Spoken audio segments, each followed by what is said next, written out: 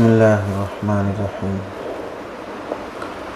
अल्हम्दुलिल्लाहिल्लज़ी Kaffa व सलामुन अला इबादिहिल्लज़ीना इस्तफ़ा, अम्मा बाद। तरतीब यह है कि दो मजलिसें हज़रत पीर साहब दामद बरकातहुम की किताब बाअदब बानसीब से थोड़ा थोड़ा ख़ुलासा सुनाया जाए और दो मजलिसें हज़रत थानवी रहमतुल्लाहि अलैह की मलफूज़ात और इरशादात सुनाई जाएँ। हज़रत पीर साहब दामद बरकातहुम की किताब का जो आज का हिस्सा है, बारगाह रिसालत का अदब, हम मुसलमानों पर नबी करीम सल्लल्लाहु अलैहि वसल्लम का अदब और एहतराम करना किस कदर ज़रूरी है और इस्लाम में आपके अदब और एहतराम की कैसी ताकीद की गई है। हदीस कुदसी है, लौला कलमा खलक़तुद दुनिया लौला कलमा खलक़तुस्समाअ वल अर्द। अगर आप ना होते तो ज़मीन और आसमान बनाई न जाती। आप अलैहिस्सलाम ना होते तो फिर ये दुनिया और ये कायनात पैदा न की जाती। यानी अगर मुहसिन इंसानियत हज़रत मोहम्मद मुस्तफ़ा सल्लल्लाहु अलैहि वसल्लम दुनिया में जलवा अफरोज़ न होते तो ये जिन्न व बशर, शम्स व कमर, शजर व हजर, बहर व बर, फूलों की महक, चिड़ियों की चहक, सब्ज़े की लहक, समा व समक, रिफ़ात व पस्ती, खुशहाली व बदहाली, ज़मीन की नरमी, सूरज की गर्मी,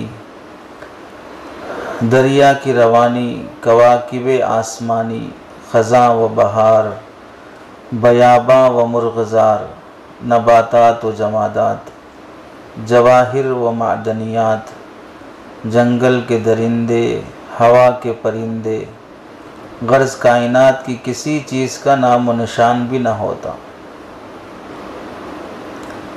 गोया के फ़ख्र मौजूदात सय्यदुल अव्वलीन महबूब रब्बुल आलमीन सल्लल्लाहु अलैहि वसल्लम वो ज़ात सतूदा सिफ़ात हैं, यानी वो बाबरकत ज़ात है जिसकी अल्लाह के नबी अलैहिस्सलाम ने ख़ुद तारीफ़ फरमाई।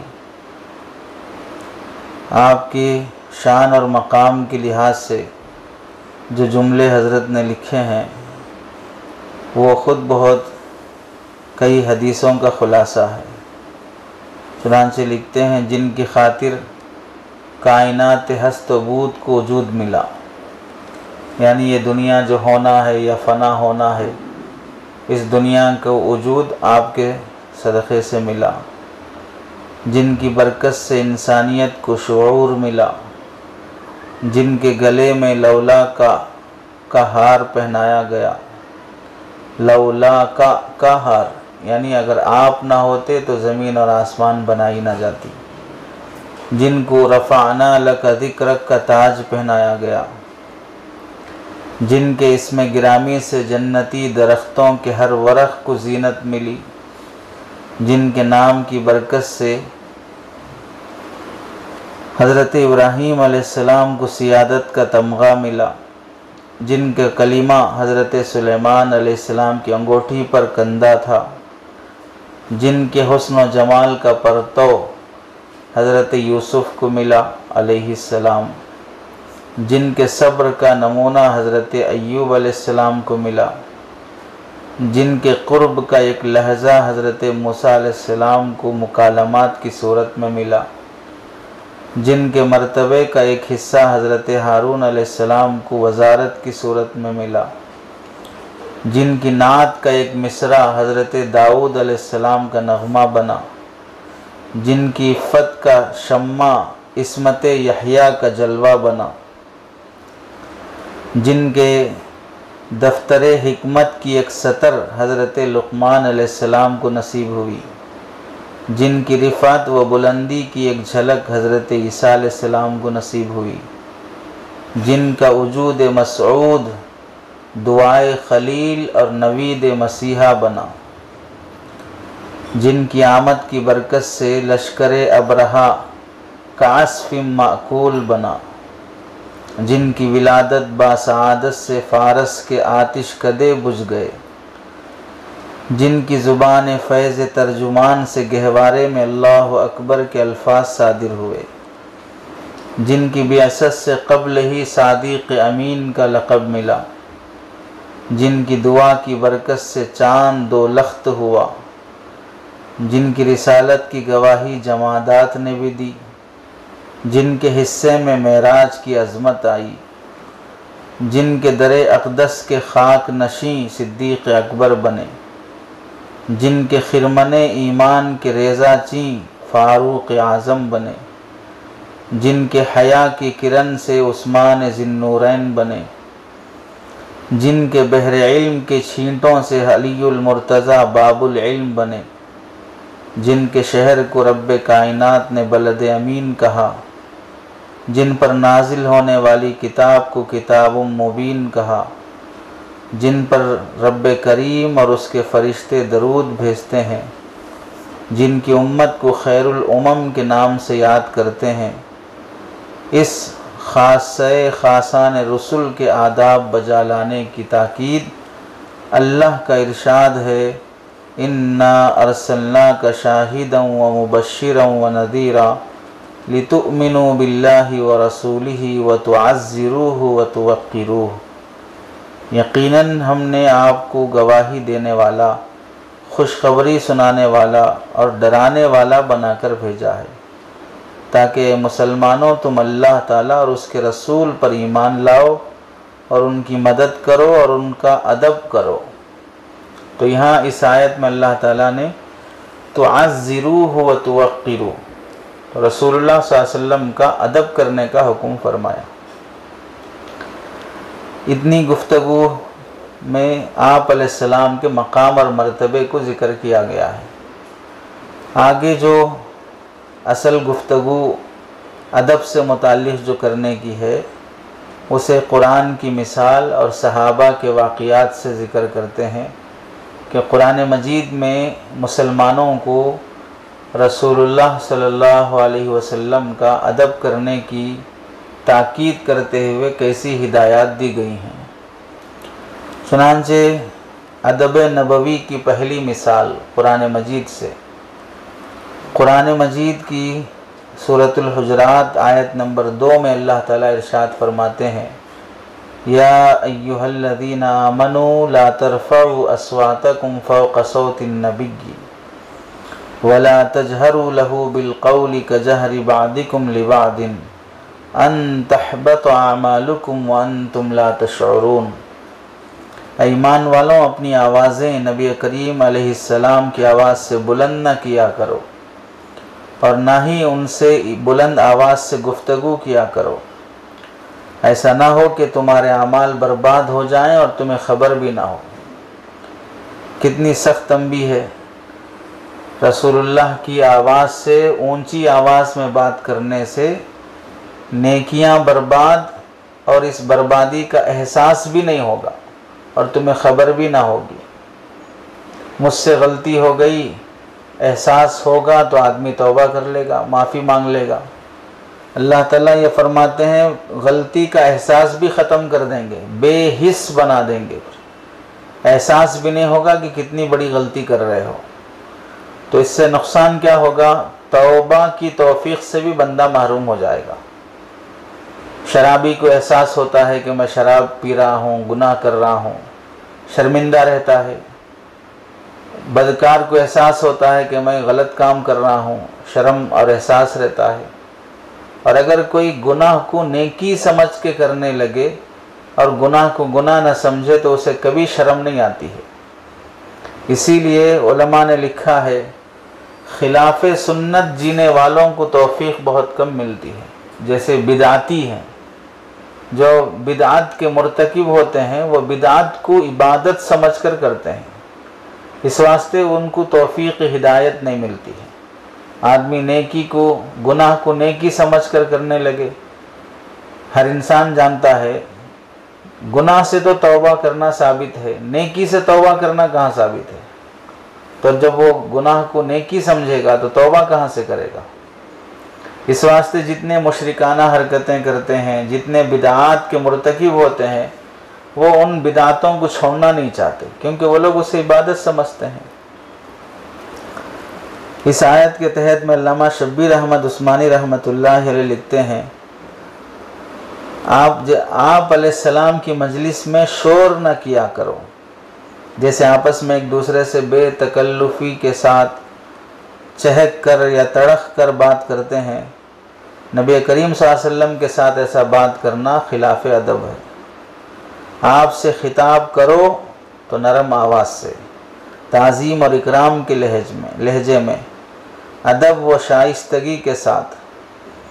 आगे क्या लिखते हैं शब्बीर अहमद उस्मानी रहमतुल्लाह अलैह तफसीर उस्मानी में, देखो एक मुहज़्ज़ब बेटा अपने बाप से, मुहज़्ज़ब बेटा जिसने तहज़ीब सीखी है, कल्चर सीखा है, सलीक़ा मंदी और इंसानियत है उसके अंदर, वो बेटा अपने बाप से कैसे बात करता है। एक लायक शागिर्द अपने उस्ताद से, मुखलिस मुरीद पीर व मुर्शिद से, और एक सिपाही अपने अफसर से किस तरह बात करता है। पैगंबर सल्लल्लाहु अलैहि वसल्लम का मर्तबा तो इन सब से कहीं बढ़कर है।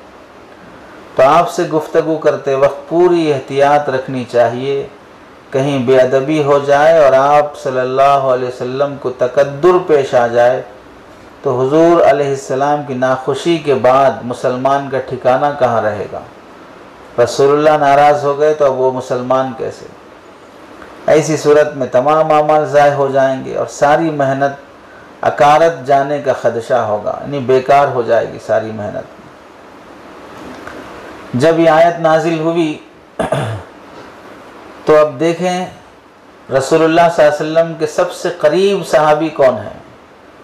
हज़रत अबू बकर सिद्दीक़ रज़ी अल्लाह तआला अन्हु, आप अलैहिस्सलाम के बाद उम्मत में सबसे बड़ा मर्तबा आपका ही है।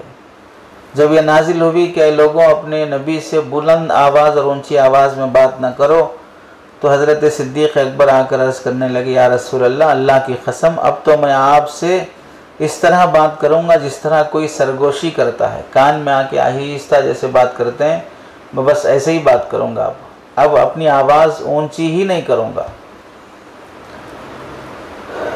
ये बड़े दर्जे के सहाबी हैं, रसूलुल्लाह सल्लल्लाहु अलैहि वसल्लम के साहिबे गार और साहिबे मज़ार हैं, साहिबे हज़र और साहिबे सफ़र हैं।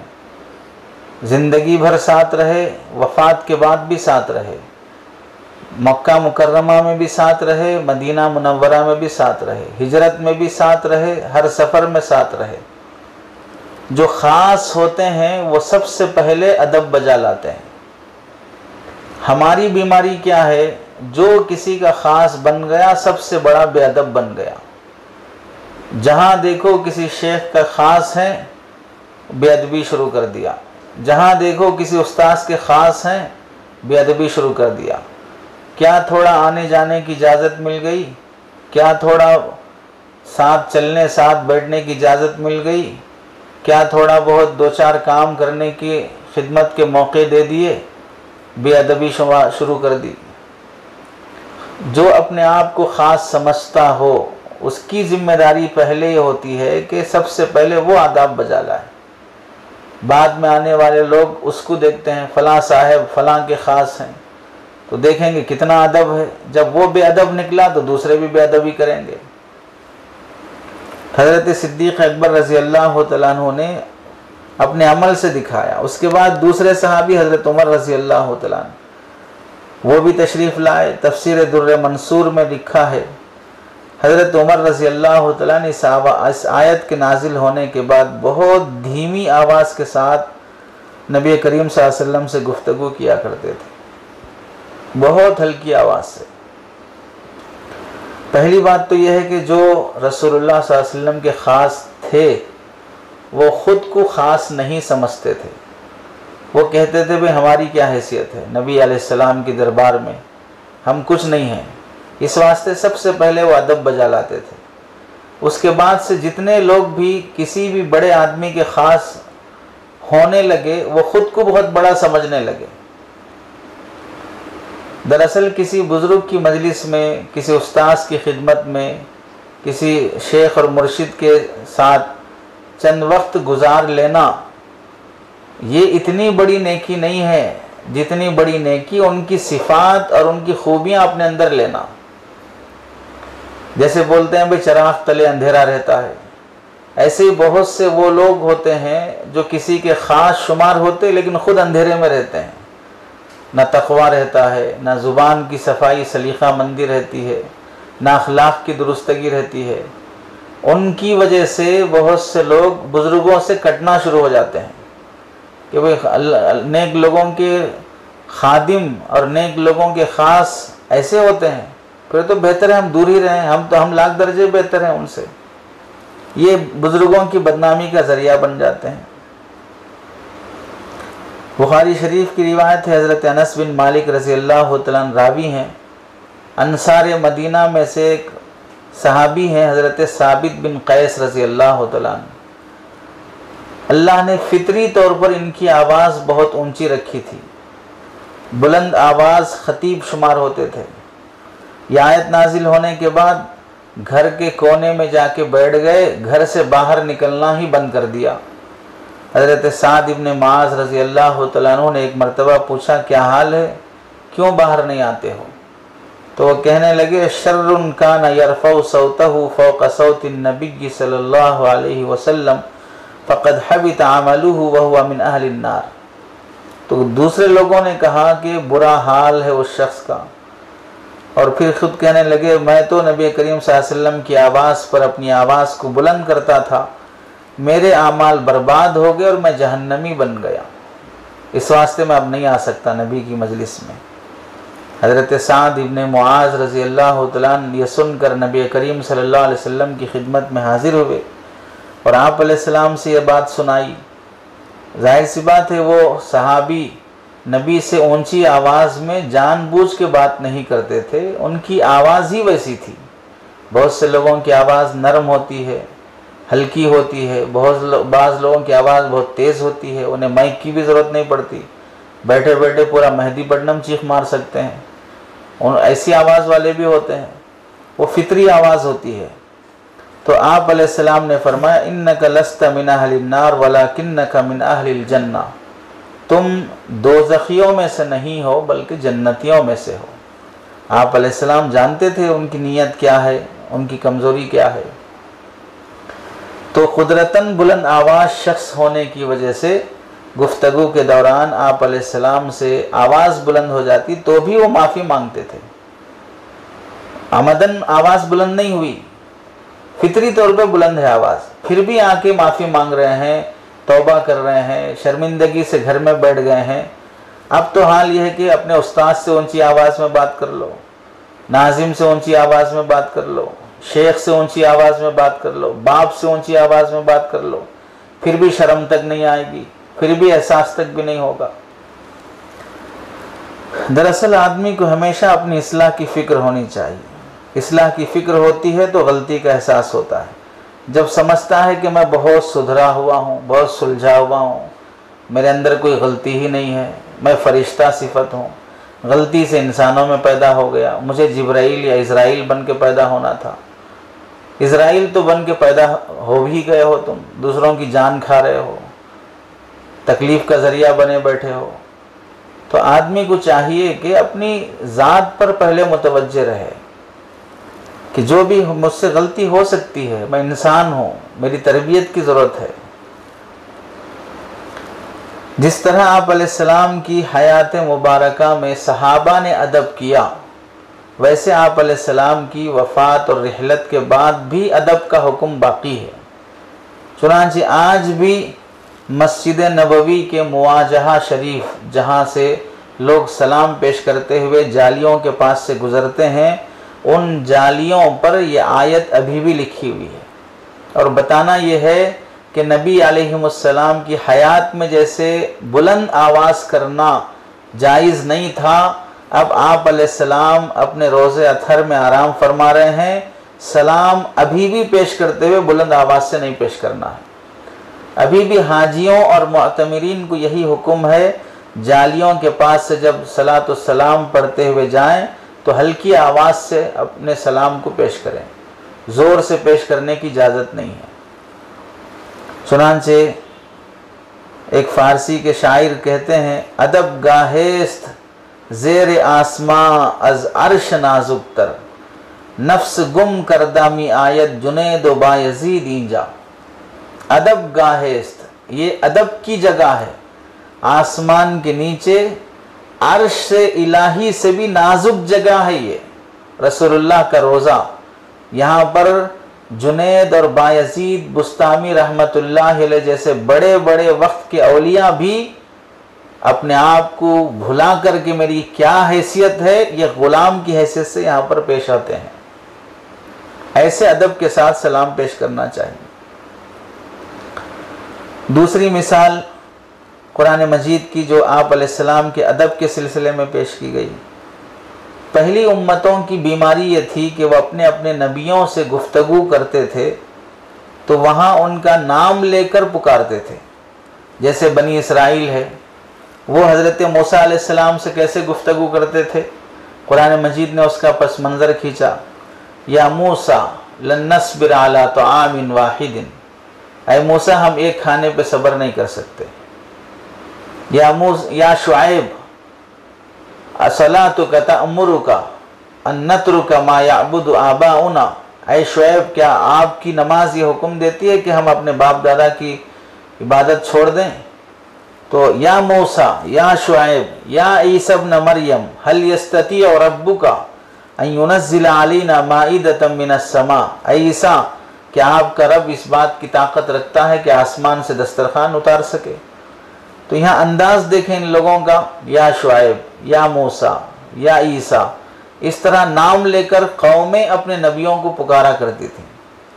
तो अल्लाह ताला ने, जाहिर सी बात है, ये अंदाज़े गुफ्तगू बेअदबी पर मुश्तमिल है। किसी नबी के साथ नाम लेकर बात करना इस तरह अदब के ख़िलाफ़ है। तो ये तर्ज़ तकल्लुम अल्लाह ने सख्त मना कर दिया। चुनांचे आयत नाजिल फरमाई, ला तजअलू दुआ अर्रसूल बैनकुम कदुआ इबादिकुम बादा, रसूलुल्लाह सल्लल्लाहु अलैहि वसल्लम को इस तरह ना पुकारो जिस तरह तुम एक दूसरे को नाम लेके पुकार लेते हो। इसलिए कभी या मोहम्मद कह के ना पुकारो, या अहमद कह के ना पुकारो, मना कर दिया। जब ना तो अदब से मुताल्लिक़ ये पुकारने और बुलाने से मुताल्लिक़ भी आयत नाजिल फरमाई। तो सहाबा इकराम की आदत क्या थी, कभी या मोहम्मद या रसूल या अहमद इस तरह नहीं पुकारते। जब भी बुलाना हो, या नबी अल्लाह, या रसूल अल्लाह, या हबीब अल्लाह, फ़िदा का उम्मी व भी, फ़िदा का उम्मी व भी, रसूलुल्लाह नबीउल्लाह, इस तरह कह के पुकारते और फिर फ़ौरन ये भी कहते मेरे वालिदैन आप पर क़ुरबान हो। यानी मैं अपने माँ बाप से ज़्यादा आपसे मोहब्बत करता हूँ, मैं अपने माँ बाप से ज़्यादा आपका एहतराम करता हूँ। तो बुलाने का अंदाज ये था। और एक तो ज़ोर से नहीं पुकारना, दूसरा एक नाम लेके ना पुकारना। आप अलैहिस्सलाम से मुताल्लिक़ अदब सिखाया गया। यहाँ रुक कर समझें, अल्लाह के नबी अलैहिस्सलाम के ज़िंदगी में नाम लेके पुकारना मना है। घर पे मुलाकात के लिए आए तो घर से बाहर खड़े होकर पुकारना मना है। आप अलैहिस्सलाम के घर पे मुलाकात के लिए आए, कोई बाहर इंतज़ार करते रहो, घर के बाहर से ना पुकारो। आप अलैहिस्सलाम आराम कर रहे होंगे, काम में मसरूफ़ होंगे, खलल होगा, खड़े रहो इंतज़ार करते हुए। ये हुक्म था सहाबा इकराम को, और वैसे ही इंतज़ार भी किया करते थे। बहुत सख्त ज़रूरत हो तो फिर दरवाज़ा खटखटाते थे, उसका भी तरीक़ा बताया गया, दरवाज़ा कैसे खटखटाते थे। एक तो वो सहाबा थे जो अदब ऐसे करते और अदब करने का सलीक़ा भी उनको सिखाया गया। अब हम वो लोग हैं जो हिंदुस्तान में रह के पुकारते हैं या रसूलुल्लाह कह के, वहाँ तो घर के बाहर पुकारने से मना किया गया। हम यहाँ से पुकारेंगे या रसूलुल्लाह कह के, और फिर उसे समझेंगे इश्क़ रसूल है। फिर घर के बाहर, नबी अलैहिस्सलाम के घर के बाहर आके पुकारना मना है, तो हिंदुस्तान से पुकारना दुरुस्त हो जाएगा। अपना कोई बड़ा आदमी कोई दूर पे खड़ा है तो हम करीब जाकर उन्हें बात करेंगे या पुकार के बात करेंगे। अदब क्या रहता है, आपके वालिद दूर खड़े हैं, तो पुकारेंगे बाबा बोल के, अब्बू बोल के पुकारेंगे, फिर बुला के बात करेंगे, या खामोश जाकर फिर करीब जाके बात करेंगे? जाहिर सी बात है अदब यह है कि पहले करीब जाओ फिर बात करो। दूर से पुकारना अदब के खिलाफ है। तो फिर हम हिंदुस्तान में बैठ के रसूलुल्लाह को पुकारेंगे तो कौन सा अदब है, ये कौन सा इश्क है? तीसरी मिसाल कुरान मजीद के सूरतुल मुजादला में अल्लाह ने फरमाया, या अय्युहल्लज़ीना आमनू इज़ा नाजयतुमुर रसूल फ़क़द्दिमू बैन यदै नजवाकुम सदक़ा। ईमान वालों, जब तुम रसूलुल्लाह से सरगोशी करना चाहो तो पहले कुछ सदका दे दिया करो। अल्लाह के नबी से मुलाकात और बात करना है तो पहले सदका दे के फिर आओ बात करने वास्ते। इस आयत का शान नुज़ुल क्या है? मदीना मुनव्वरा के मुनाफिकीन मदीने के लोगों में अपनी बड़ाई जाहिर करने के लिए वो एक चालबाजी अपनाए। क्या क्या करते थे? जब अल्लाह के नबी अलैहिस्सलाम की मजलिस लगी है, मसलन समझिए कि हम बैठे हुए हैं, कोई साहब दाखिल हुए, अब आकर अचानक करीब सलाम करके हमारे कान में कुछ कहने के लिए आए, हम बयान बंद कर दिए, अब उनकी बात सुनने लगे, फिर उनसे हमने आहिस्ता से कुछ कहा, फिर वो चले गए, तो देखने वाले साथियों को क्या लगेगा? कोई ख़ास आदमी है शायद, बयान के दरमियान में आ गए, आके कान में बात कर रहे हैं, और फलां साहब भी उनकी बात सुनकर बयान मौकूफ़ करके उनसे भी कान में कुछ कहा है। तब देखने वाले लोगों में इस आने वाले आदमी का मकाम बढ़ जाएगा कि इनकी वजह से बात रोक कर कान में कुछ ख़ास बात थी। और जाहिर सी बात है आम बातें तो ऐसे ही होती हैं, ख़ास बातें कान में आके करते हैं, तो ख़ास आदमी होगा इस वास्ते कान में आके बात किया है। हालांकि है वो मुनाफिक। दिखाना क्या चाह रहा है? बैठे हुए सहाबा में अपना मकाम दिखाना चाह रहा है कि मैं नबी का ख़ास आदमी हूँ। और आप अलैहिस्सलाम अखलाकन इसको गवारा कर लिया करते थे, ठीक है रहने दो, जान दो। ये देखा देखी बात सादा सीधे किस्म के मुसलमान, वो भी मामूली किस्म की बातें, मिसाल के तौर पर वज़ू में कितने फ़र्ज़ हैं, आके कान में पूछ रहे, या रसूलुल्लाह वज़ू के कितने फ़र्ज़ हैं? अरे ये भी कान में पूछने की बात है। गुस्ल के कितने फ़र्ज़ हैं, ये कान में पूछने की बात है। लेकिन चूंकि उसको देखा है कान में पूछते हैं तो मर्तबे वाला है, इज़्ज़त वाला है, ख़ास आदमी है, तो सादा सीधे किस्म के मुसलमान भी ये शुरू कर लिए। इससे अल्लाह के नबी अलैहिस्सलाम को तकलीफ़ हुई, तो अल्लाह ताला ने आयत नाजिल फरमाई कि जब तुम्हें नबी से कोई ख़ास बात कान में बात करना है पहले सदका दो फिर आओ। अब जाहिर सी बात है मुनाफिक कंजूस होता है, वो पैसे क्यों लुटाएगा? अब वो ख़ास बात करना ही छोड़ दिया तो गई मुसीबत एक। अब जो सादा किस्म के मुसलमान थे वो भी समझ गए कि भाई ख़ास बात करना है तो पहले सदका देना फिर आगे बात करना। अब ऐसी कौन सी ख़ास बात है भाई, वो ऐसे भी पूछ सकते। तो इससे फिर समझ में आया कि अपना मकाम दिखाने के वास्ते कोई मजमे में ऐसी वैसी हरकत मत करो जिससे तुम्हारी खुसूसियत झलके। मजलिस में आए हो तो आम तरह बैठो, सादा बैठो, तलब की नियत से आए हैं तो सुन के चलो, खुसूसियत दिखाने की कोशिश मत करो। मुझे बैठने के लिए वो जगह होना था, मुझे एहतराम से बिठाना था, मजलिस में आए हैं तो मुझे सबसे हटकर मुझसे खैरियत पूछना चाहिए था, मुझसे अलग से बुला के बात करना चाहिए था। ये खुसूसियत वाली हरकतें ख़त्म करो। दरअसल ये अंदर का किब्र होता है जो ताल्लुक़ को जाहिर करना चाहता है। अंदर आदमी अपने आप को बड़ा समझ गया है कि मौजूदा लोगों में से सबसे मैं थोड़ा बड़ा आदमी हूँ, मुझे तो पूछा तक भी नहीं है, मजलिस में आने के बाद खैरियत तक भी नहीं पूछी, दूसरे मौके पे बहुत अच्छा बात करते हैं। तो मौके मौके की बात होती है, आदमी जिस मजलिस में जिस नीयत से आया है उसी तरह उसके साथ सलूक किया जाता है। तो होते होते मुनाफिकीन कंजूसी की वजह से छोड़ बैठे और सहाबा भी समझ गए कि कान में जाके बात करना, ये सरगोशी करना रसूलुल्लाह को पसंद नहीं है, ना अल्लाह को पसंद है। और चौथी मिसाल कुरान मजीद की जो अल्लाह ने नबी अलैहिस्सलाम की शान में फरमाए, या अय्युहल्लज़ीना आमनू ला तुक़द्दिमू बैन यदैल्लाहि व रसूली, सूरतुल हुजरात की पहली आयत है।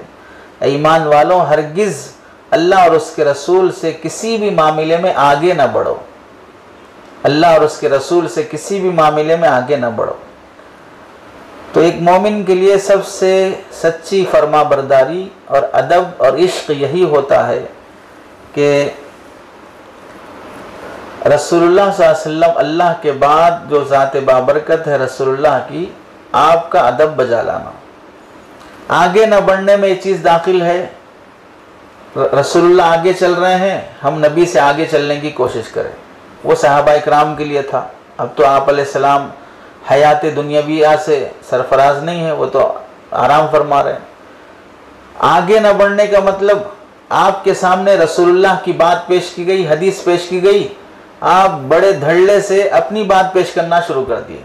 तो रसूलुल्लाह की बात के आगे अपनी बात पेश कर रहे हो, या जहाँ पर हदीस का दर्स चल रहा है या रसूलुल्लाह का नाम आया है, आपको एहसास भी नहीं, मुझे एहसास भी नहीं कि रसूलुल्लाह का नाम आया, मुझे दरूद पढ़ना चाहिए। कोई अदब का मामला ही बाकी नहीं रहा। तो हयात में हो या हयात के बाद हो, बहर सूरत हमें चाहिए कि रसूलुल्लाह सल्लल्लाहु अलैहि वसल्लम के सहाबा ने जैसे अदब किया था ज़िंदगी में, हमें इस वक्त जैसे अदब बजा लाना चाहिए, वो अदब बजा लाने की कोशिश करना है। चुनांचे आप अलैहिस्सलाम की ज़िंदगी में सहाबा कैसे अदब बजा लाया करते थे, उसकी 2-4 मिसालें पेश की जाती हैं। पहली मिसाल है, सुलह हुदैबिया के मौके पर नबी करीम सल्लल्लाहु अलैहि वसल्लम और सहाबा उम्रे के लिए तशरीफ़ ले गए। 1400 के आसपास सहाबा इकराम थे और मक्के वाले उम्रा करने नहीं दिए, रास्ता रोक दिए, जंग के लिए तैयार हो गए। सहाबा बग़ैर हथियार के आए थे, उम्रे की नीयत से आए थे। आजकल उम्रे को लोग जाते हैं तो कैंची भी रखने की इजाज़त नहीं, फलां भी इजाज़त नहीं। अब आदमी बिल्कुल सादा सीधा गया, वहाँ जाने के बाद सब एयरपोर्ट पे उतरते ही बंदूक लेके खड़े हैं, तो आदमी क्या सोचेगा, भाई हम तो यहाँ से उम्रा करने आए हैं, यहाँ सब जंग करने के लिए लोग खड़े हैं, तो हमको तो कैंची भी लाने नहीं दी, अब जंग के लिए तैयार हो गए। पहले बोलते तो हम भी लेके आते बम बारूद, यहाँ से हम भी लड़ने की तैयारी से आते। तो सहाबा की ना नीयत थी जंग की, ना कोई ऐसा मौका था। तो मक्के के काफिर मानने के लिए तैयार नहीं हुए, तो हज़रत उस्मान गनी रज़ी अल्लाह तआला अन्हु का मक्के वालों से बहुत अच्छा ताल्लुक़ था, तिजारती ताल्लुक़ भी था, रिश्तेदारी का ताल्लुक़ भी था। अब रिश्तेदारी और तिजारती ताल्लुक़ की बुनियाद पर इनको समझाने के लिए हज़रत उस्मान रज़ी अल्लाह तआला अन्हु को अल्लाह के नबी ने भेजा कि बातचीत करें और समझाएं उनको कि हम उम्रा करके चले जाएंगे। लेकिन मक्के वालों ने नबी अलैहिस्सलाम और सहाबा इकराम को इजाज़त देने से साफ मना कर दिया कि हम हरगिज़ उम्रा करने की इजाज़त नहीं देंगे। कई दिन कोशिश करते रहे हज़रत उस्मान रज़ी अल्लाह तआला अन्हु समझाने की, लोग समझने तैयार नहीं हुए, ज़िद पे हट दर्मी पे कायम रहे। जब वो हज़रत उस्मान रज़ी अल्लाह तआला अन्हु आखिर में बेजार हो गए, अब मानने तैयार नहीं हैं, जाने लगे, तो मक्के के बाद सरदार किस्म के लोगों ने हज़रत उस्मान रज़ी अल्लाह तआला अन्हु से ये कहा कि हम आपको उम्रा करने की इजाज़त दे देंगे, आप उम्रा कर लेके चले जाएं। वैसे हज़रत उस्मान रज़ी अल्लाह तआला अन्हु एहराम की हालत में ही थे, सब एहराम बांध के ही आए थे, आप उम्रा करके चले जाएं। काबतुल्लाह में आए हैं, मक्का मुकर्रमा में मौजूद हैं, सब तवाफ़ करके सही करके निकल गए, बस ये 2 काम कर लिया, उम्रा हो जाएगा, बाद में जाके वहाँ बाल निकाल लेंगे, कोई मसला नहीं है। लेकिन हज़रत उस्मान रज़ी अल्लाह तआला अन्हु को ये इजाज़त मक्के वाले देने के बाद हज़रत उस्मान रज़ी अल्लाह तआला ने क्या फरमाया, ये कैसे मुमकिन है कि मेरे आका सल्लल्लाहु अलैहि वसल्लम को तवाफ़ से रोक दिया जाए और मैं खुद तवाफ़ कर लूँ, यानी मुहम्मदुर रसूलुल्लाह को तवाफ़ से रोक दें और मैं तवाफ़ कर लूँ, ये कैसे होगा। ये बात जब आप हज़रत उस्मान ने फरमाई तो क़ुरैश मक्का के दिलों पर ये बात बिजली बनकर गिरी कि भाई इतनी मोहब्बत, हमसे रिश्तेदारी है, ताल्लुक़ है, सब कुछ है, हम बोल रहे हैं कि भाई आप उम्रा कर लेके जाओ, लेकिन हज़रत उस्मान ये फरमाते हैं कि नहीं, नबी को रोक दें और मैं उम्रा करूं, ये कौन सी बात हुई। बग़ैर उम्रे के बाहर निकल गए। बाद सहाबा इकराम ने हज़रत उस्मान रज़ी अल्लाह तआला अन्हु से पूछा आने के बाद, माशाअल्लाह आप तो मक्के वालों से बात करने के लिए गए थे, उस बहाने से तवाफ़ कर लिए होंगे आप, उम्रा कर लिए होंगे आप। तो हज़रत उस्मान रज़ी अल्लाह तआला ने फरमाया, अल्लाह की कसम जिसके कब्ज़े क़ुदरत में मेरी जान है, अगर मैं वहाँ 1 हफ़्ता नहीं 1 साल भी वहाँ ठहरा रहता तो एहराम की हालत में ही रहता और उम्रा ना करता, कि रसूलुल्लाह को रोक दिया जाए और मुझे उम्रा करने की इजाज़त दी जाए। मैं नबी के बग़ैर कैसे तवाफ़ करूँगा, मैं रसूलुल्लाह के बग़ैर कैसे उम्रा करूँगा। ये था अदब और एहतराम नबी करीम सल्लल्लाहु अलैहि वसल्लम का। हज़रत उस्मान रज़ी अल्लाह तआला आज हो तो भाई अगर किसी शेख के साथ, किसी उस्ताद के साथ, किसी बड़े के साथ कोई नेकी का मौका मिल जाए और हजर अस्वद का बोसा लेने का मौका मिल जाए, शेख साहब को मौका नहीं मिला लेकिन मुझे मिल गया, फलां को मौका नहीं मिला मुझे मिल गया, यानी अपने बड़े से भी आगे बढ़ने की कोशिश, अपने बड़ों से भी बड़ा बनने की कोशिश। दूसरी मिसाल, सुलह हुदैबिया के मौके पर कुरैश मक्का ने हज़रत उरवा इब्न मसऊद सक़फ़ी रज़ी अल्लाह तआला अन्हु को नुमाइंदा बनाकर भेजा कि आपसी मुसालहत के शराइत क्या थे। सुलह हुदैबिया में जंग की कुछ शराइत तय हुई थी, आइंदा 10 साल तक कोई किसी से नहीं लड़ेगा, कोई मुसलमान होकर आए तो आप हमें वापस भेज देंगे, और अगर कोई मुसलमान फिर मुर्तद होकर नाउज़ बिल्लाह काफिर बन जाए हम आपको वापस नहीं भेजेंगे।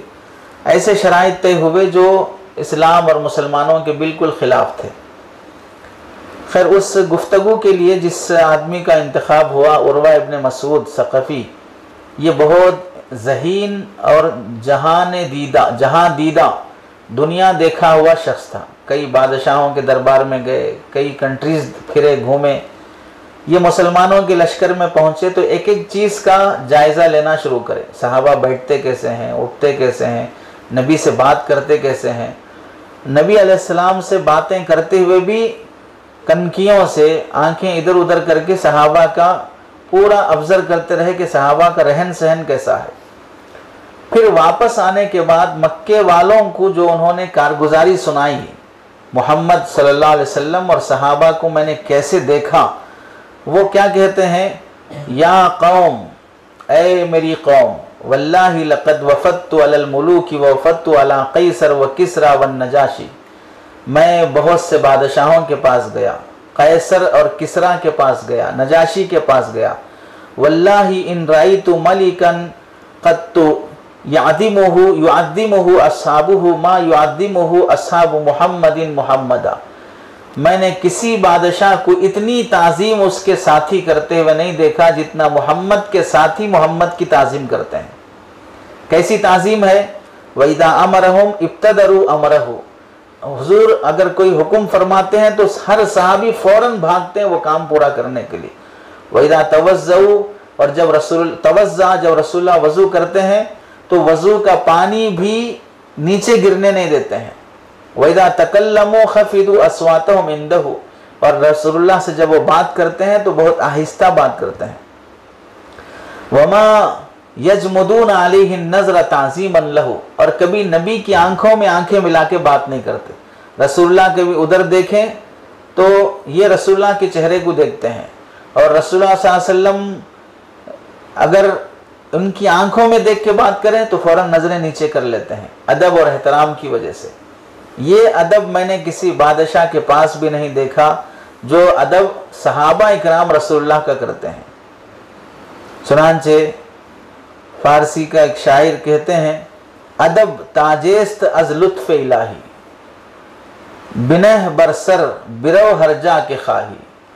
अदब एक ताज है, अदब ताजेस्त, अदब एक ताज है, अज लुत्फ इलाही, जो अल्लाह के लुत्फ और मेहरबानी से मिलता है। हर किसी को नहीं मिलता है अदब। बेअदब भी अपने आप को आजकल बहुत अदब वाला समझने लगा है। मजलिस में बैठे हैं, तवज्जो से सुनना, किसकी बात चल रही है, किसके मुताल्लिक़ चल रही है। हम सब का जिस पर ईमान है कि मोहम्मद हमारे नबी हैं, रसूलुल्लाह सल्लल्लाहु अलैहि वसल्लम हमारे नबी हैं, उनकी बरकत से ही हमें कलीमा मिला है। उनकी गुफ्तगू चल रही है, बैठे बैठे मुस्कुरा रहे हैं, मजाक चल रहा है, बातें चल रही हैं। ये इंसानियत से गिरी हुई हरकत है, बेशरम बेहया बन जाने की अलामत है। हदीस में फरमा, इदा लम तस्ताही फसना माशिता, बेहया बन गए हो अब जो मर्जी करो। एहसास किसको दिलाते हैं, जिसको शर्म होता है, शर्म होती है उसको एहसास दिला सकते हैं। जो बेशरम बन चुका है उसे क्या बोलेंगे, कहाँ बैठ के मुस्कुरा रहे हो, किसके सामने मुस्कुरा रहे हो, कहाँ बैठ के छिचोरी हरकतें कर रहे हो। तो बेअदबी की वजह से आदमी बड़ी बड़ी नेमतों से महरूम हो जाता है। अब हक बात समझ में नहीं आती, अब जहन नहीं खुलता, अब अखलाक नहीं सुधरते, अब इंसानों के साथ जानवरों के साथ रहने की वाली हरकतें शुरू हो जाती हैं। कोई दोस्त बनने तैयार नहीं होता, किसी अच्छे से ताल्लुक़ पैदा नहीं होता। अपना पूरा सर्किल कैसे लोगों का है, बदमाश और बदतमीज़ किस्म के लोगों का रहेगा। क्यों? इंसान बेअदब बन जाता है तो अल्लाह के खैर से महरूम हो जाता है। तो अदब ताजेज़ तज़ लुत्फ़ इलाही, अल्लाह का लुत्फ़ और मेहरबान, अल्लाह का लुत्फ़ और मेहरबानी जब होती है तो ये ताज मिलता है। बिनह बरसर, इस ताज को सर पे रखो, बिरो हर जा के खाई, अब जहाँ जाना चाहे जाओ। अदब वाले को हर जगह मिल जाती है। बेअदब को बोले भाई इसे बाहर निकालो, पहले से बाहर निकालो। बदतमीज़ किस्म का आदमी है, बात करना नहीं आता है, मजलिस में बैठना नहीं आता है, उठा के बिछा दो इसे मजलिस से बाहर। बेअदब को मजलिस में जगह भी नहीं मिलती है। तो तीसरी मिसाल है हज़रत अब्बास रज़ी अल्लाह तआला अन्हु की, नबी करीम सल्लल्लाहु अलैहि वसल्लम के चचा थे। उम्र में ज़्यादा फ़र्क नहीं था, 2 साल के आसपास या 1 साल के आसपास बड़े थे। एक मरतबा नबी करीम सल्लल्लाहु अलैहि वसल्लम ने या किसी सहाबी ने आपसे पूछा, अंत अकबर मिन्नी, क्या आप मुझसे ज़्यादा बड़े हैं? तो रसूलुल्लाह सल्लल्लाहु अलैहि वसल्लम ने खुद अपने चचा से पूछा, आप मुझसे उम्र में बड़े हैं? ये अल्फाज सुनते ही हज़रत अब्बास रज़ी अल्लाह तआला अन्हु तड़प उठे और अर्ज़ किया, या रसूल अल्लाह, अंत अकबर व आदम अना असन्नु, अल्लाह के रसूल आप ही बड़े हैं, आप ही मर्तबे वाले हैं, अलबत्ता उम्र में मैं थोड़ा ज़्यादा हूँ। बड़ा नहीं हूँ आपसे मुअज़्ज़ज़ और आपसे मर्तबे में बड़ा नहीं हूँ, बस पैदा होने में थोड़ा पहले पैदा हो गया। ताबीर देखिए बोलने की, क्या रहता है बाज़ मर्तबा कि शेख से बाज़ मर्तबा ऐसे लोग भी बैत होते हैं जो शेख की उम्र से बड़े होते हैं। तो ऐसे टाइम पे वो क्या चाहते हैं कि शेख हमारे सामने बच्चे हैं, हमारे से 5 साल छोटे हैं, हम उनसे बड़ी उम्र के हैं। तो अब वो चाहते क्या हैं कि अब शेख साहब उनका एहतराम करना, शेख उनकी इज्जत और बुजुर्गी का एतराफ़ करना। तो फिर आए क्यों अपने से बड़ी उम्र वाले के पास जाना चाहिए था। डॉक्टर के पास जब जाते हैं तो डॉक्टर की उम्र नहीं देखते इलाज कराने के लिए, ऐसे ही शेख के पास जाते हैं तो शेख की उम्र भी नहीं देखी जाती है। इलाज हमें मकसूद है, बस उम्र क्या करना, उम्र से थोड़ी रिश्ता लेने के लिए थोड़ी आए हो, लड़की लाए हो रिश्ता देने के लिए शेख साहब को कि उम्र देखने लगे हो। उम्र कहाँ देखी जाती है, इलाज के लिए आए हो तो उम्र का क्या ताल्लुक़ है उससे। पिछले ज़माने में हुआ ऐसे ही, एक दुश्मन हज़रत मुआविया रज़ी अल्लाह तआला अन्हु या आप अलैहिस्सलाम के ज़माने के बाद फ़ौज लेके आया और ये कहा कि बहुत बड़ी फ़ौज हाथियों की और घोड़ों की लेके आया लड़ने के लिए, बुलाओ मुसलमानों में जो सबसे बड़ा आदमी है उसे बुलाओ, बात करना है। किसी की सुनने तैयार नहीं था वो। तो एक देहाती किस्म के आदमी थे, बहुत तजुर्बेकार, वो अपने साथ एक ऊँट ले लिए, एक हाथी ले लिए और एक मुर्ग ले लिए और उससे बात करने गए। तो जब उससे बात करने के लिए गए तो उसने कहा नहीं तुमसे नहीं बात करूँगा, बहुत बड़े आदमी को बुलाओ। तो ये ऊँट लेके आएगा, ये बड़ा आदमी है, इससे बात कर लो अगर बात करना है। नहीं इससे भी बड़ा चाहिए तो हाथी है और बहुत बड़ा है, उससे बात कर लो। नहीं छोटा आदमी चाहिए तो मुर्ग है, ये छोटा आदमी है, इससे बात कर लो। जाहिर सी बात उसकी अकल ठिकाने आ गई। अरे तुम्हें बात करना है बात करो बस, बड़ा क्या छोटा क्या, कौन तुम्हारी नज़र में बड़ा कौन तुम्हारी नज़र में छोटा, हैसियत क्या है तुम्हारी। कौम ने मुझे बात करने के लिए भेजा है, मैं बात करने के लिए आया हूँ, बस मुझसे बात करो। जाहिर सी बात है आदमी का दिमाग जब आसमानों पर रहता है, दिमाग की जगह पे नहीं रहता तो मगरूर और मुतकब्बिर बन जाता है। उसको ऐसे देहाती लोग भी ठिकाने लगाने के लिए काफ़ी होते हैं, अकल ठिकाने आ जाएगी। अब ये होता है अंदाज ताबीर का भी कि मैं नबी से बड़ा हूँ, मैं रसूलुल्लाह से बड़ा हूँ। हरगिज़ ऐसा जुमला नहीं फरमाया, मैं पहले पैदा हो गया, बस बड़े तो रसूलुल्लाह ही हैं। ऐसे ही बाज़ मरतबा ऐसा भी होता है कि पढ़ने के लिए जैसे ऑनलाइन पढ़ते हैं बाज़ तलबा, तो वो बड़ी उम्र के होते हैं पढ़ाने वाले उस्ताद से।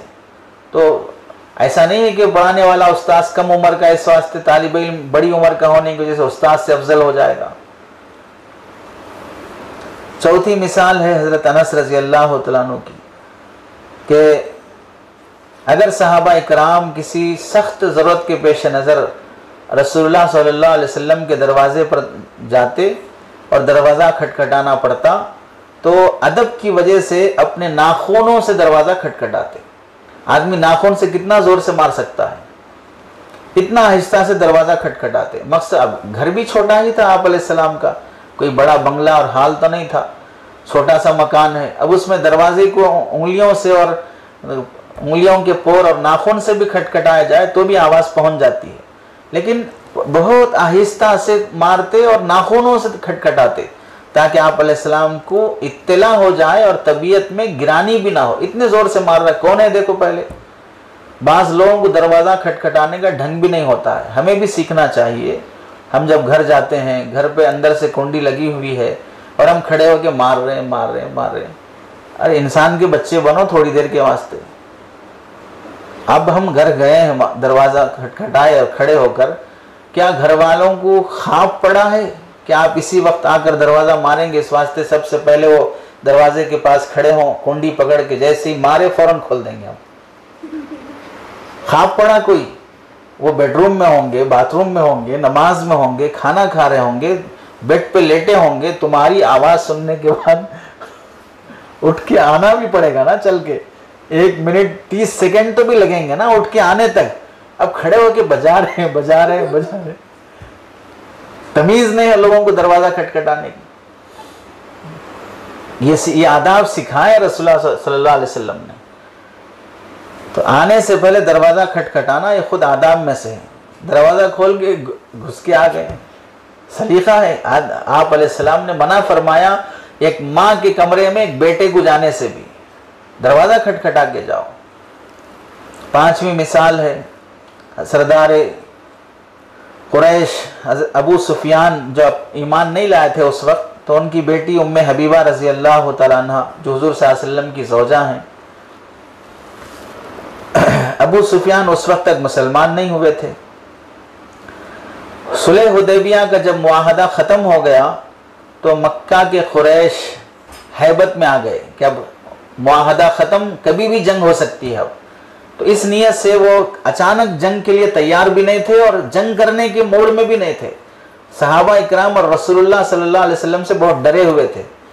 तो अबू सुफियान फिर आए और पहले बेटी के पास आए ताकि बेटी के ज़रिए से दामाद को समझाएं कि हमसे जंग नहीं करना है, हम लड़ने की ताकत में नहीं। अगरचे गलती उनकी है, यानी मक्के वालों की गलती है, जो वादा किए थे उस वादे पे बाकी नहीं रहे, वादा तोड़ दिए तो जंग कभी भी हो सकती है।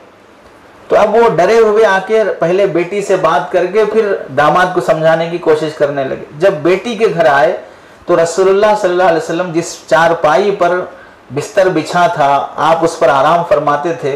अबू सुफियान बाप हैं, बेटी के घर आए हैं और दामाद का बिस्तर बिछा हुआ है। उस बिस्तर पर बैठने का जैसे इरादा किया, बेटी ने फौरन बिस्तर हटा लिया।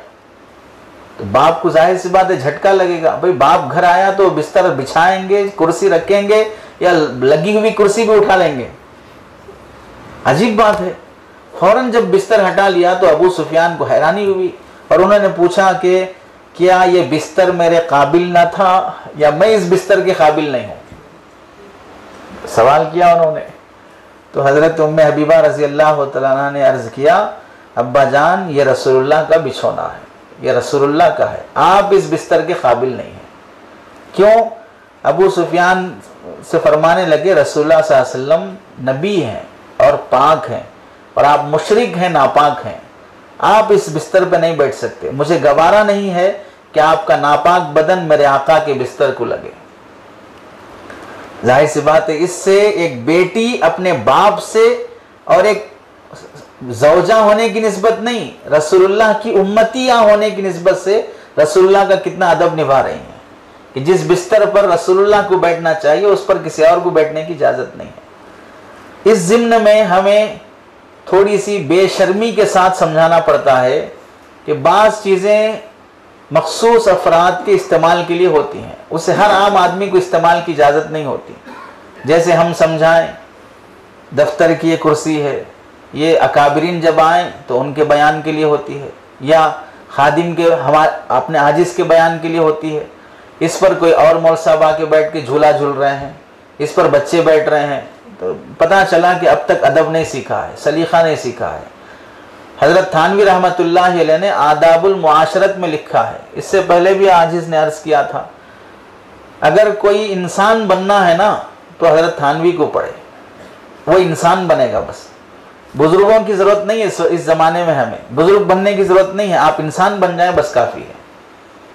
हज़रत थानवी ने आदाबुल मुआशरत में लिखा, अगर किसी के घर जाओ, घर में मेज़बान तुम्हें जहाँ बैठने के लिए कहे वहीं बैठो, बस अपनी तरफ से जगह का इंतखाब मत करो, क्योंकि हर घर में मेज़बान घर का बड़ा होता है और घर के बड़े के बैठने की एक जगह होती है। अगर तुम अपनी मर्जी से नहीं मैं यहाँ बैठूंगा वहाँ बैठूंगा बोल के उसकी जगह जाके बैठ गए जहाँ घर का बड़ा आदमी बैठता है, तो उस सूरत में मेज़बान की इंसल्ट हो जाएगी। तुम्हारी इज्जत रहती क्या रहती, तुमने मेज़बान की तौहीन कर दी। इस वास्ते घर के बड़े के बैठने की, कुर्सी पर बैठने की इजाज़त नहीं, ये आम आदाब में से है। और हमारे तबके को इतनी तमीज़ और अक्ल नहीं है। बाज़ तलबा वो हैं दफ्तर की प्यालियाँ इस्तेमाल कर लेते, दफ्तर के प्लेट इस्तेमाल कर लेते, दफ्तर की कुर्सी इस्तेमाल कर लेते, ऐसे बेधड़क बन जाते हैं गोया कि पता चल रहा है कि इंसान से पैदा तो हो गए लेकिन अभी इंसानियत नहीं आई है, अदब का कुछ लिहाज ही नहीं बाकी नहीं रहा। और ऐसी बेशर्मी हमें बेशरम बन के हमें बोलना पड़ता है कि भाई ये तुम्हारा तमीज़ नहीं है तुम्हें इस्तेमाल करने की। अब लोग समझेंगे कि भाई अपनी चीज़ें इस्तेमाल करने के सिलसिले में अपनी बुजुर्गी बता रहे हैं, अपनी नहीं, हम मर जाएं हमारी जगह पे कोई दूसरा आए तो भी यही हुक्म है। आप जिंदा रहें, आपके घर जाएं, आपके घर के लिए भी यही हुक्म है।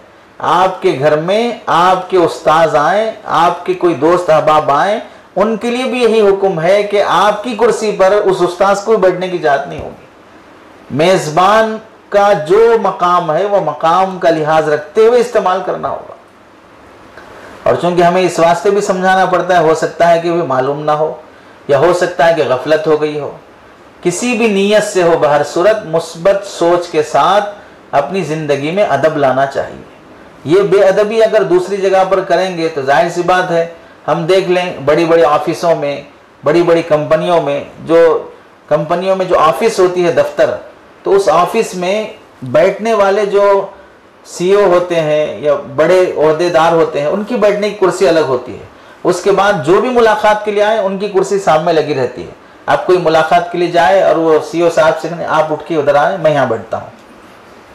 तमीज़ नहीं है तुम्हें, अदब नहीं है तुम्हें। हॉस्पिटल जाए डॉक्टर के पास इलाज कराने के लिए, तो डॉक्टर के बैठने की कुर्सी अलग रहती, पेशेंट के बैठने की कुर्सी अलग रहती है। अब पेशेंट आके बोला डॉक्टर साहब आप यहाँ बैठ जाए, मैं यहाँ बैठता हूँ। तमीज़ नहीं है तुम्हें, सलीका नहीं है तुम्हारे अंदर। हर आदमी के बैठने की जो कुर्सी रहती है वो उसके लिए ख़ास रहती है। उसको अगर कोई दूसरा आदमी इस्तेमाल करता है तो उससे कुर्सी का नुकसान नहीं होगा, ना उसके ओहदे का नुकसान होगा। यानी अगर इस कुर्सी पर कोई बच्चा बैठ जाए तो अब सारे मदरसे वाले कहेंगे नाजिम साहब फलां हैं, ऐसे थोड़ी बोलेंगे फलां साहब नाजिम बन गए, चूंकि उनको कुर्सी पे बैठा हुआ देखा मैं। कुर्सी पे बैठने से थोड़ी नाजिम बन जाते हैं, ना उस साहिबे मसनद के मकाम और मर्तबे में कोई फ़र्क आएगा, कुछ नहीं होगा।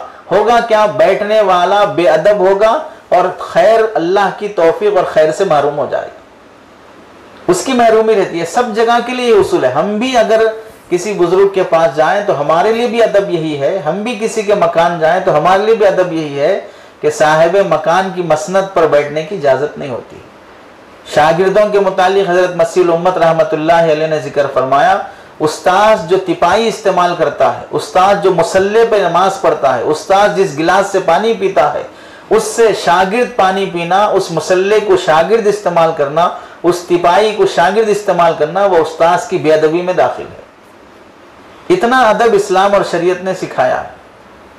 अल्लाह से दुआ है कि अल्लाह ताला हमें अदब नसीब फरमाए, बेअदबी से अल्लाह ताला हमें बाल बाल बचाए। आमीन व आखिर दावाना अल्हम्दुलिल्लाहि रब्बिल आलमीन। तौबा के कलिमात पढ़ लें। तौबा के कलिमात तौबा की नीयत से पढ़े जाएं तो अल्लाह ताला पिछली ज़िंदगी से बचाकर अच्छी ज़िंदगी गुजारने की तौफीक देते हैं। जैसी नीयत होती है वैसे फ़ैसले होते हैं। बिस्मिल्लाहिर्रहमानिर्रहीम। ला इलाहा इल्लल्लाह मुहम्मदुर रसूलुल्लाह। आमन्तु बिल्लाहि व मलाइकतिही व कुतुबिही व रुसुलिही वल यौमिल आखिरी वल क़द्रि खैरिही व शर्रिही मिनल्लाहि तआला वल बाअथ बअदल मौत।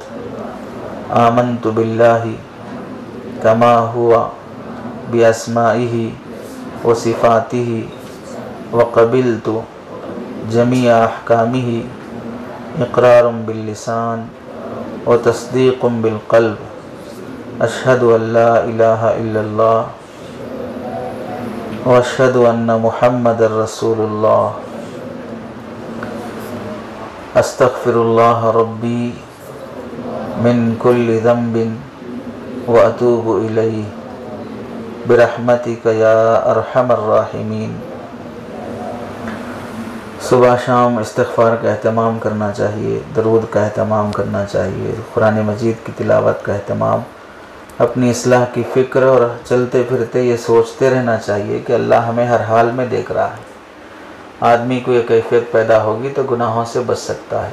अल्लाह को जितना याद करेंगे अल्लाह उतना याद करते हैं और गुनाहों से बचाते हैं। अल्लाह हम सबको हिदायत नसीब फरमाए। अल्हम्दुलिल्लाहि रब्बिल आलमीन। अल्लाहुम्मा सल्लि अला सय्यिदिना मुहम्मदिन व अला आलि सय्यिदिना मुहम्मदिन व बारिक व सल्लिम। रब्बना ज़लमना अनफुसना व इल्लम तग़फ़िर लना व तरहमना लनकूनन्ना मिनल ख़ासिरीन। रब्बना आतिना फ़िद दुनिया हसनतन व फ़िल आखिरति हसनतन व क़िना अज़ाबन्नार। रब्बना तक़ब्बल मिन्ना इन्नका अंतस समीउल अलीम व तुब अलैना इन्नका अंतत तव्वाबुर रहीम। व सलामुन अलल मुरसलीन वल्हम्दुलिल्लाहि रब्बिल आलमीन।